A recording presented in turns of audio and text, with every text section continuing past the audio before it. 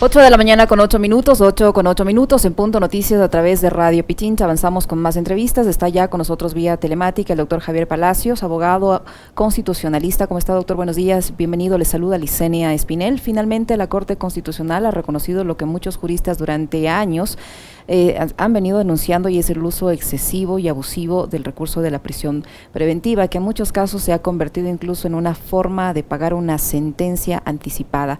Usted ha hecho un comentario bastante apegado a la realidad respecto a esta decisión de la Corte Constitucional. ¿Qué establece esta decisión de la Corte Constitucional? ¿Qué cambia ahora? Doctor, buenos días, bienvenido, lo escuchamos.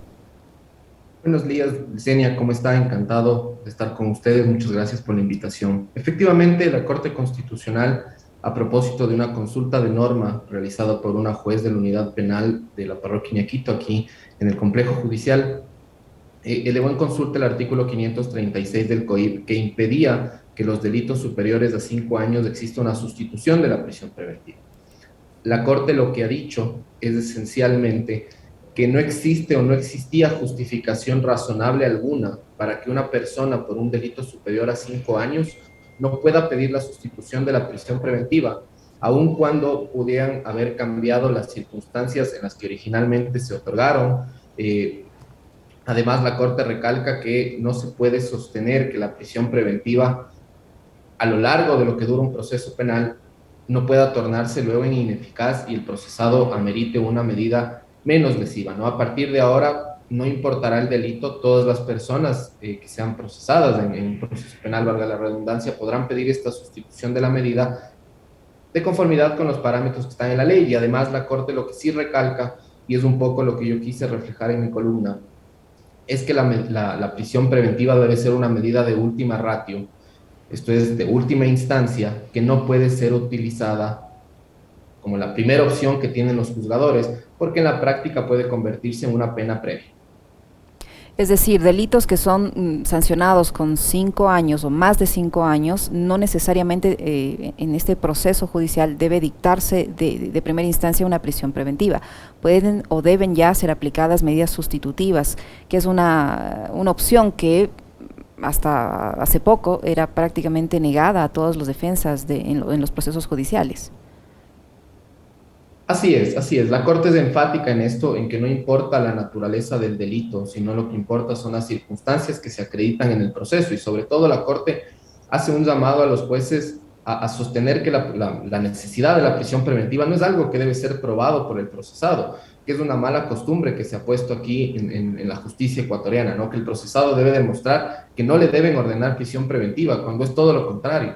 La fiscalía es la que debe demostrar aquello y el juez tiene que evaluar que no existe otro mecanismo más adecuado, que en realidad la prisión es necesaria para el proceso. De hecho, en el voto concurrente del juez Ávila, que me parece que desnuda una realidad en el país, aclara esto y dice, a ver, la prisión preventiva, inclusive en el contexto actual de la crisis carcelaria, puede implicar la muerte de una persona, no solo que se vuelve desproporcional, sino que pone en peligro la vida de una persona.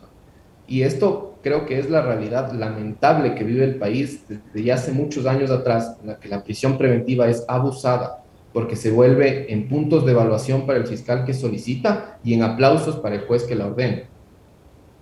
Ahora, doctor, ¿esta disposición de la Corte Constitucional aplica para cualquier delito o hay delitos en los que no se debe aplicar? Aplica para cualquier delito. La restricción que estaba en el CODIP era únicamente los delitos de más de 5 años. Le insisto, el tema de la prisión preventiva va más allá del delito, va a un tema de un análisis del juzgador en función de la persona, ¿no? Y de las circunstancias envueltas del caso. La prisión preventiva lo que busca es garantizar la comparecencia del procesado al juicio y que además, obviamente, no pretenda ocultar, desvanecer las pruebas que puedan existir en su contra. Esos son los dos fines de la prisión preventiva, no existen otros. Doctor Palacios, ¿esto ahora facilitará a los procesados, a las defensas de los procesados, que se sustituya la prisión preventiva por otras medidas alternativas o no, o es solo para lo venidero? ¿Pueden, en los procesos que ya están en marcha, en los que ya está vigente una prisión preventiva, puede ahora presentarse esta opción de que se cambie una prisión preventiva por otras medidas cautelares o no? Así es, efectivamente. La Corte Constitucional ha declarado inconstitucional la norma desde la semana pasada que se dictó la sentencia, esta norma ya no existe, al menos la frase del 536 del COIP ya no existe. Entonces, a los procesos que están en curso perfectamente podrían aplicarles, porque es una norma procesal y de conformidad con el Código Civil. Las normas procesales empiezan a regir desde el momento en que entran en vigencia. Entonces, si hay un proceso anterior de 5 años, de un delito de 5 años en el que se dictó una prisión preventiva, los procesados eventualmente podrán pedir la sustitución conforme corresponda. Me pregunto yo, en el caso del ex contralor subrogante Pablo Celi, que está con prisión preventiva, ¿su defensa podría, acogiéndose a esta disposición de la Corte Constitucional, presentar un nuevo recurso para pedir la sustitución de la prisión preventiva por otra medida cautelar?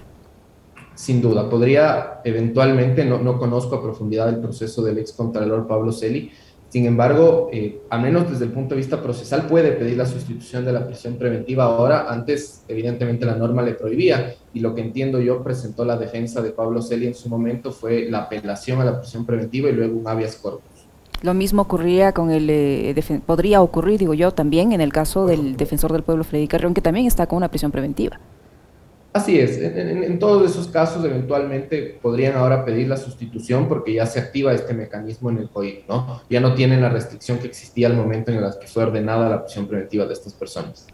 ¿Por qué cree usted que finalmente la Corte Constitucional llegó a esta decisión de declarar inconstitucional esta norma penal, tomando en cuenta que incluso el Ecuador ha sido observado por organismos internacionales de justicia por la aplicación arbitraria en muchos casos, insistente en otros, de la prisión preventiva, que incluso ha generado problemas de hacinamiento en las cárceles del país? ¿Por qué llegó ahora ya a esta conclusión? A ver, yo creo que esta conclusión de la Corte Constitucional se basa en algo que yo también quise reflejar un poco en mi columna, que es en la valentía de ciertos jueces, ¿no? Creo que esta juez que eleva en consulta es una juez valiente porque, a ver, todos los jueces que conocían los procesos penales sabían de esta restricción de la norma, sabían que la norma imposibilitaba la sustitución de la prisión preventiva, hasta que una juez, con criterio, le pareció irracional esta limitación que previó el legislador en el COIP, y lo que hizo fue elevar en consulta. Entonces, la Corte Constitucional lo que ha hecho es atender una consulta de un operador de justicia y por eso se pronuncia. No había una demanda, o al menos yo no conozco que haya existido una demanda de inconstitucionalidad en curso. Entonces, la Corte ha hecho lo correcto y, a propósito de esta consulta, no solo se ha pronunciado en el caso en concreto que se elevó en consulta, sino que ha hecho un análisis general de la norma y ha dicho que esta norma no se compadece ni con los principios constitucionales ni con los estándares de la Corte Interamericana de Derechos Humanos. De hecho, su pregunta ahí, Senia, me parece muy importante porque la Corte ya recalca que el Ecuador ha sido condenado en innumerables ocasiones por temas de prisión preventiva, y cita inclusive el caso Suárez Rosero, en el que ya tuvimos un fuerte llamado de atención por que en esa época no existía la caducidad de la prisión preventiva. Y ahora la Corte lo que les insta a los operadores de justicia es aplicar esos estándares, ¿no? Que tomemos en consideración lo que dice la Constitución y que no hagamos tabla rasa de estos límites, y que, por el contrario, los operadores de justicia dicten prisión preventiva de manera casi que automática. ¿Cuáles son las consecuencias que le han dejado al país el uso arbitrario de este recurso de prisión preventiva a su criterio, doctor Palacios?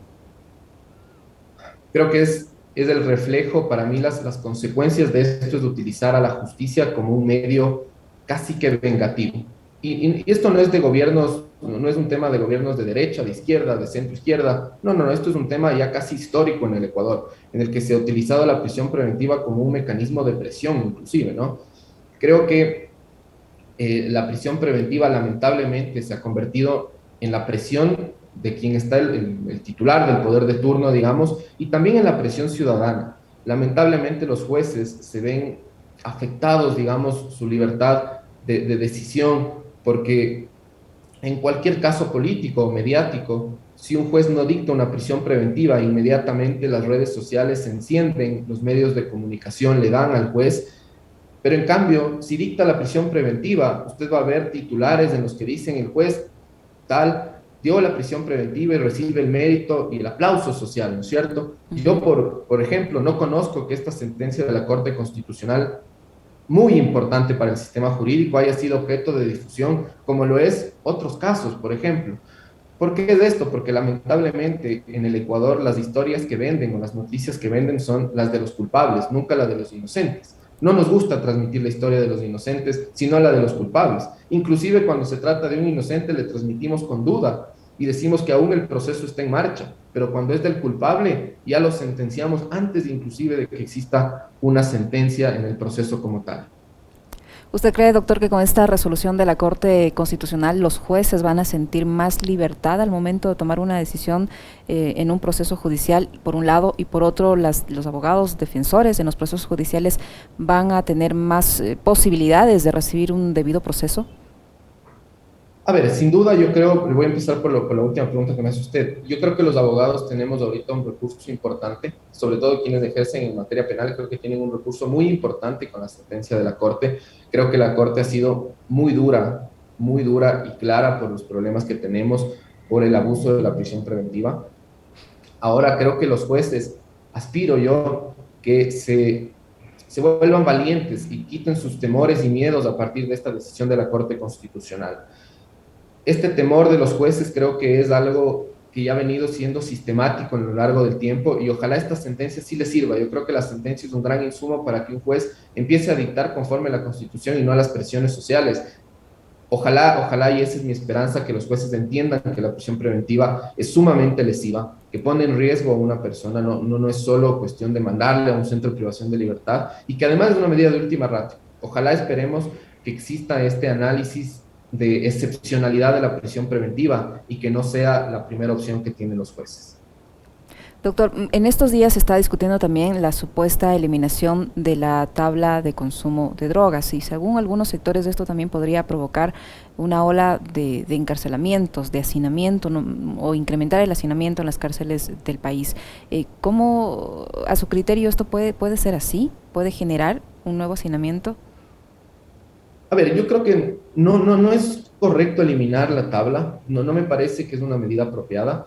Creo que sí se puede llegar a hacinar las cárceles. Creo que en el Ecuador también hace falta una reforma profunda en este tema porque a veces estamos criminalizando el consumo. Hay muchas personas que son consumidoras y que yo creo que ellas adictas inclusive deben ser tratadas en el caso de que amerite, pero no debemos criminalizar una adicción como tal. El tráfico de estupefacientes, de sustancias catalogadas, creo que eso sí se debe condenar, pero creo que hay una línea delgada que sí puede llevar al hacinamiento en las cárceles. Creo yo, alguna vez veía las estadísticas que creo que la población carcelaria está llena de consumidores por una parte y también de personas con prisión preventiva. Entonces, esto se debe a un fracaso del sistema, a que cuando llegan en flagrancia una persona que puede ser consumidor, le dictan ya una prisión preventiva porque piensan que es un traficante.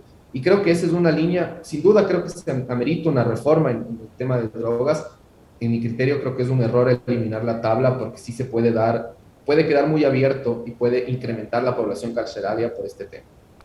En otro tema, doctor Palacios, el Ejecutivo está planteando una consulta popular, dice que para finales de este año, y entre los temas que se van a consultar aparentemente allí es la eliminación, por ejemplo, del Consejo de Participación Ciudadana y Control Social. ¿Se puede a través de una consulta popular cambiar la estructura del Estado o tiene que haber necesariamente en este tema una asamblea constituyente?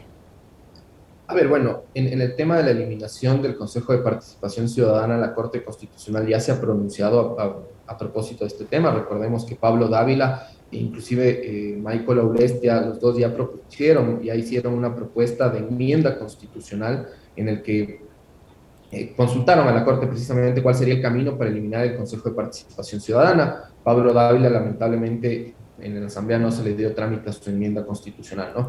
No creo que es un tema de modificar la estructura del Estado, se está eliminando un órgano y no la función de transparencia.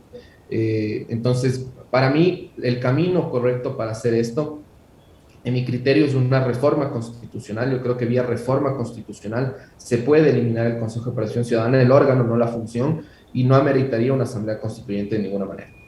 ¿Una reforma constitucional vía legislativo? Así es, la reforma constitucional es vía legislativo en dos debates y luego esto se manda a consultar al pueblo ecuatoriano. ¿Qué otros temas podrían someterse a consulta popular sin que se cambie la estructura del Estado y que no amerite pasar por una asamblea constituyente? Bueno, o sea, habría que ver en el caso en particular que se pueda preguntar, ¿no? Pero ¿qué no ameritaría pasar por una asamblea constituyente? Es regresión de derechos, un cambio del funcionamiento del Estado, una nueva constitución, que para eso meritaría una asamblea constituyente. La asamblea constituyente, para hacerle un símil, es la última medida, es la medida más gravosa de modificación constitucional, es prácticamente modificar todo el esquema, mientras que los otros mecanismos son cambios pequeños. La enmienda, sobre todo, son cambios pequeños y la reforma, cambios un poco más sustanciales en el texto constitucional. ¿Cómo mira usted hasta el momento, doctor Palacios, la administración de justicia en el país? ¿Usted cree que ha mejorado, ha dado a pasos importantes, ha dado avances o continúa cooptada por segmentos de poder?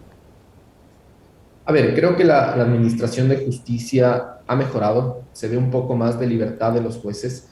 Creo que los jueces cada vez más han perdido el miedo a fallar en contra del Estado. Ojo que el miedo a fallar en contra del Estado no puede ser asimilable a siempre debo fallar contra el Estado. Se debe fallar contra el Estado cuando así corresponde y cuando no corresponde se debe ratificar la actuación estatal. Creo que todavía hay injerencias en la administración de justicia. Veo con mucha preocupación cierta desorganización también en la administración de justicia, este tema de los sorteos que al parecer se ha salido de las manos, se vuelve medio irregular, esto de las acciones de protección presentadas en flagrancia, concedidas en menos de 5 minutos. Creo que ese tipo de cosas se deben controlar.